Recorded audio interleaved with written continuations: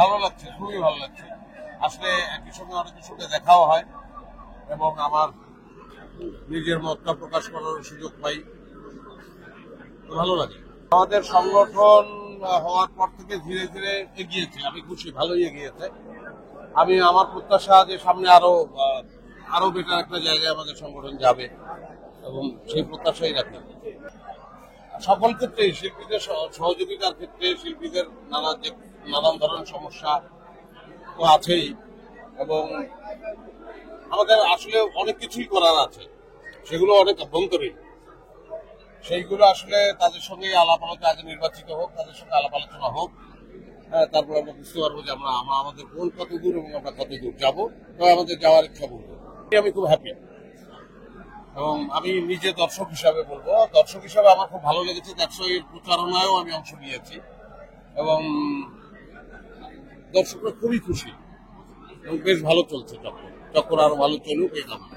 হ্যাঁ, ভালো লাগছে। ভাইয়ার সাথে সেটাও ভালো লাগছে, ভাইয়ার সাথে না আসলেও ভালো লাগছে। হচ্ছে কিনা বলতে কি পূর্ববর্তী কমিটির কথা জানতে চাচ্ছেন? হ্যাঁ, পূর্ববর্তী কমিটির কাজের প্রতি আমি স্যাটিসফাইড, কারণ আমাদের সংঘের অনেকখানি এগিয়ে নিয়ে গেছে পূর্ববর্তী কমিটি এবং আমি আশা করি যে পরবর্তীতে যারা আসবে তারা এই এগিয়ে নিয়ে যাওয়ার যে প্রসেসটা এটাকে তারা অব্যাহত রাখবে। ওইটাই বললাম যে তাদের কাছে একটাই চাওয়া যে আমাদের এই সংগঠনটিকে এগিয়ে নিয়ে যাওয়ার যে প্রসেসটা শুরু হয়েছে সেটা যেন অব্যাহত থাকে, তারা যেন আরো বেশি ভালো করে সুন্দর করে এগিয়ে নিয়ে যেতে পারে। যে ল্যাকিংস গুলো রয়ে গেছে, যে কাজগুলো আসলে এটা তো একটা মানে মেয়াদ নির্ভর কমিটি হয়, সো অনেক সময় দেখা যায় যে নির্দিষ্ট মেয়াদের মধ্যে যে টার্গেট গুলো থাকে সব হয়তো ফুলফিল করা সম্ভব হয় না। তো যেগুলো সম্ভব হয়নি বা তাদের নিজস্ব যদি আরো নতুন কোনো ধরনের উদ্যোগ নেওয়ার ব্যাপার থাকে যেগুলো আমাদের শিল্পীদের জন্য মঙ্গলজনক হবে, ভালো হবে, সেই কাজগুলো তারা যেন দ্রুততার সাথে সম্পন্ন করতে পারে সেই আশাবাদ ব্যক্ত করছি। অভিনয় শিল্পী সংঘের এই নির্বাচন আমাদের জন্য একটা মিলন মেলা। এখানে আমাদের সবাই একত্রিত হই, মজা করি। একদিনের জন্য আমরা প্রতিযোগিতা করি, কিন্তু নির্বাচন শেষ হয়ে যাওয়ার পর সবাই আবার আমার যার যার কাজে আমরা বন্ধুর মতোই থাকি। যেহেতু অভিনয় শিল্পী সংঘের এই সংঘটি আমাদের অনেক দায়বদ্ধতা কাজ করে, শিল্পী হিসেবে আমাদের অনেক ধরনের দায়বদ্ধতার বিষয় আছে, সেটাকে প্রতিষ্ঠিত করার জন্যই আসলে একটি সংঘের দরকার এবং সেই সংঘের জন্য যারা প্রতিযোগিতা করছে আজকে নির্বাচিত হবে, আমাদের আশা থাকবে তারা আমাদের স্বার্থে কাজ করবে। আমাদের শিল্পীদের সবচেয়ে বড় যে চাহিদা সেটা হচ্ছে যে আমরা পেশাগতভাবে রাষ্ট্রীয় মর্যাদাটা চাই। আমার আশা থাকবে যারা নির্বাচিত হবে তারা সেটা প্রতিষ্ঠিত করবে, কারণ পেশাগত সাফল্যতা যখন আসবে সেটার সঙ্গে সমস্ত কিছু জড়িত। সেই একটি স্বীকৃতি আসতে পারি, অন্যান্য যে কাজগুলো আছে সেগুলো আমাদের জন্য সহজ হবে। তাই আজকের এই নির্বাচনটা আমাদের স্বার্থে, অভিনয় শিল্পীদের স্বার্থে অত্যন্ত গুরুত্বপূর্ণ এবং যারা নির্বাচিত হবেন তাদের জন্য আমার শুভকামনা। নতুন কাজ, আমার তো রেগুলার সিরিয়াল করছি, সামনে কোরবানির ঈদ, সেখানে কিছু কাজ আছে, আর এছাড়া আমার নিজস্ব একটা চ্যানেল আছে, তার জন্য আমি কাজ করছি। সবকিছু মিলিয়ে কাজের মধ্যে আছি। আর চলচ্চিত্রের জন্য নিজেকে তৈরি করছি, একটা নতুন স্ক্রিপ্ট আমাদের রেডি আছে, ইনশাল্লাহ আমরা শুভ সময় আপনাদেরকে জানাতে সক্ষম হব।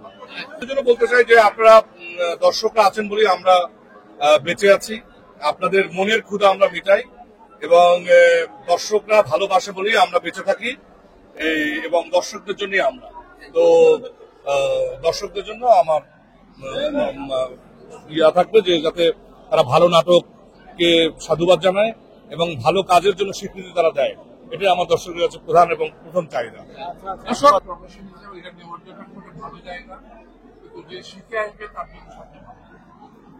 মানে একেবারে হঠাৎ করে হুট করে ঢুকে যাবো এটা বোধ হয় ঠিক না। শিখে এসো, তারা যদি শিখে আসে তাদের জন্য এটা সবচেয়ে ভালো হবে আমি মনে করি। না, যারা প্রফেশনে ঢুকে প্রফেশনকে বিশ্বাস করে না বা প্রফেশনের যে এথিক্স সেটা বিশ্বাস করে না, তারা আমার মনে হয় নিজেরাই ঢুকে যাবে। এখানে আমার কিছু বলার নেই। এবারে ভোট দিতে আসার চিত্রটি একটু ভিন্ন আমার জন্য, কারণ আমি এবার প্রার্থী হয়েছি আর এটি আমার পরিবারের একটি মিলন মেলা। প্রতি যে ভোটের যে আয়োজন হয় আমরা কিন্তু এটাকে ভোট বা নির্বাচন বলি না, আমরা বলি যে পরিবারের মিলন মেলা একটা উৎসব। সেই উৎসবের আয়োজন হয়েছে, প্রত্যেকেই যে শিল্পীরা যারা আছে সবার সঙ্গে সবার দেখা হয়। এই সুযোগটা আমরা প্রতি 3 বছর পর পর পাই। তো এবারের আয়োজনটা এবং সবাই মিলে আমরা যে ভোটের আনন্দ নিয়ে উৎসব নিয়ে আমরা এসেছি, প্রত্যেকের মধ্যে দেখলাম সেই আনন্দ আছে। ওই যে একটা কথা আছে না, যে ওই নতুনের কেতন ওরে কাল বসিফের ঝড়, আসলে সব নেতৃত্বেই নতুনরা আসবে। একসময় আমরা যখন নতুন ছিলাম, আমরা যখন তরুণ ছিলাম, তখন আমরা এই সংগঠনটি ফর্ম করেছিলাম।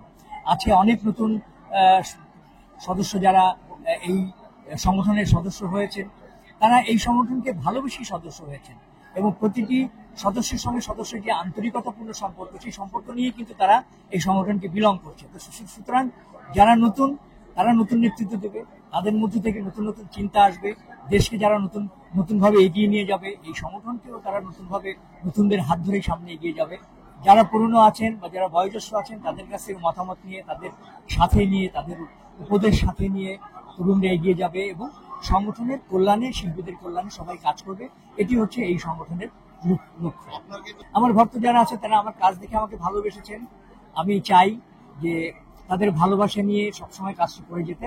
আর যেহেতু অভিনয় শিল্পী সঙ্গে আমার অন্যান্য যে সহকর্মী যারা আছে, সহশিল্পী যারা আছে, তাদের কাজকেও আপনারা পছন্দ করবেন, তাদেরকেও আপনারা ভালোবাসবেন, তাদেরকেও আপনারা সাথে নেবেন। সবাইকে সাথে নিয়ে আমাদের দেশের একটা সাংস্কৃতিক যে পরিমণ্ডল, সেই পরিমণ্ডলটাকে আমরা সুস্থ সাংস্কৃতিক ধারায় নিয়ে যেতে চাই এবং সেইভাবে কাজ করব। সবাই যাতে আমাদেরকে সমর্থন করেন।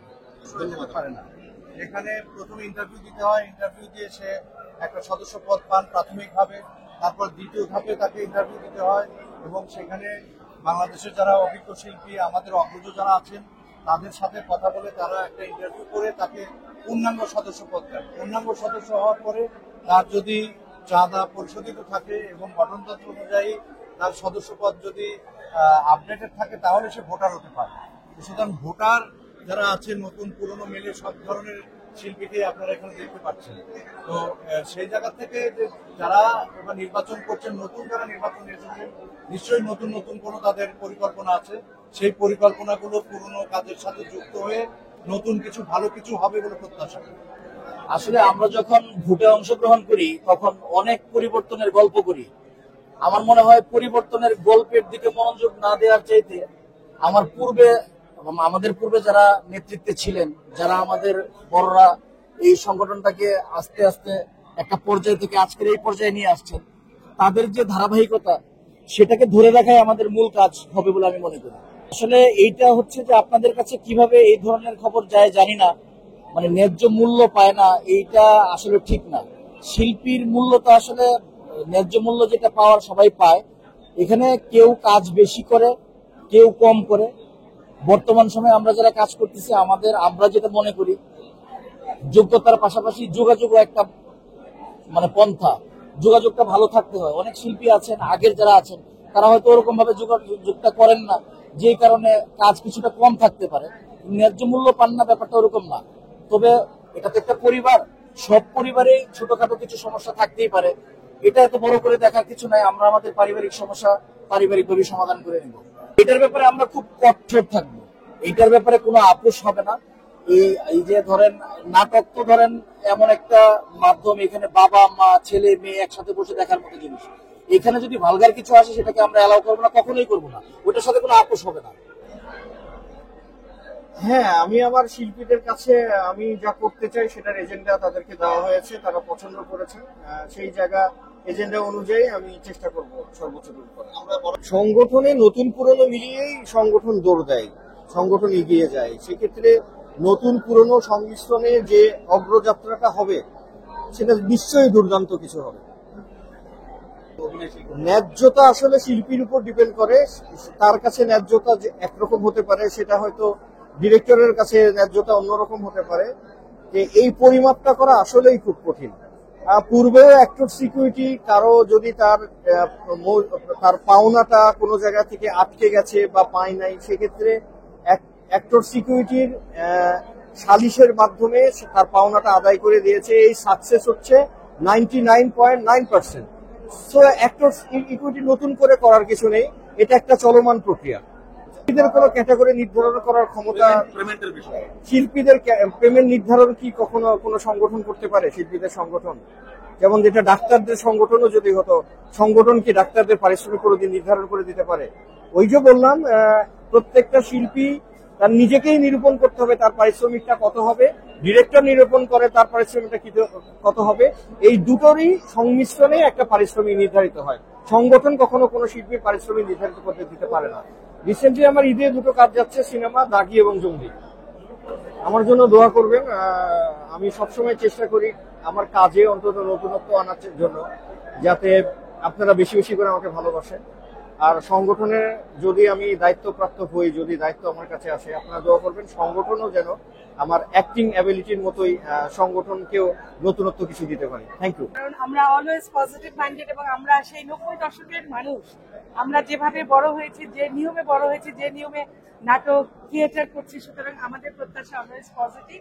আর কখনোই আমি হতাশ হই না।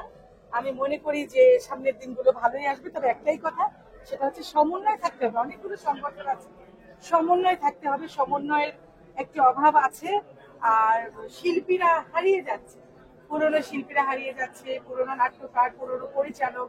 এই যে গুণীদের কদর করতে হবে, তাদেরকে সম্মান দিতে হবে, তাদের কাছে শেখার আছে অনেক কিছু। অনেক রোল প্লে করেছে, এটা খুব টাফ এবং আমি মনে করি সামনের দিনগুলো তারা ওভারকাম করতে পারবে, কিন্তু সেজন্য সমন্বয় দরকার। খাওয়া একটাই, যে মানে নাটকের কোয়ালিটি, হ্যাঁ, অভিনয় শিল্পীদের কোয়ালিটি, যে হ্যাঁ এই যে কেউ এসে সস্তায় ভাইরাল ব্যাপারটা, এগুলো থাকবে, কিন্তু এগুলোর কন্ট্রোল থাকতে হবে, সমন্বয় থাকতে হবে চ্যানেলের সাথে, পরিচালক, নাট্যকার, শিল্পী, সংগঠক, এই যে একটা সমন্বয় থাকতে হবে। এবং এই কিছু তো সস্তা জিনিস হচ্ছে, সস্তায় স্টার হয়ে যাচ্ছে, পুরনো শিল্পীরা হারিয়ে যাচ্ছে। তো এটা আমার সবচেয়ে বড় চাওয়া। গুণীর কদর করতে হবে, গুণীকে সম্মান দিতে হবে, সেগুলো পুরনো জিনিস ভুলে গেলে চলবে না। অভিনয় শিল্পী সঙ্গে নির্বাচনটাকে হচ্ছে আমাদের একটা স্লোগান থাকে, জিতবে 21, হারবে না কেউ। এটিকে আমরা নির্বাচন বলি না, এটি হচ্ছে একটা ভোট উৎসব।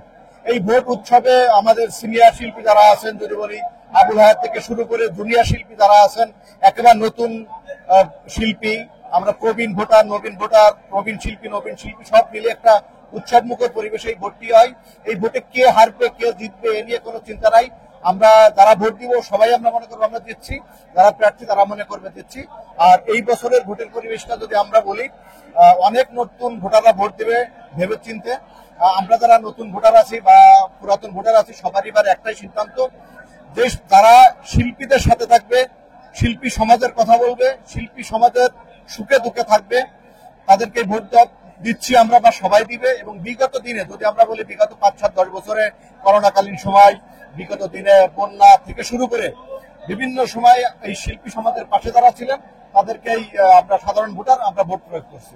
আমরা বলতে চাই, যেহেতু বিগত নির্বাচনে যারা কমিটিতে দায়িত্ব ছিলেন তারা কাজ অনেক দূর আগাইছেন, সেই কাজটিকেই ইন্দ্রা এগিয়ে নেবেন।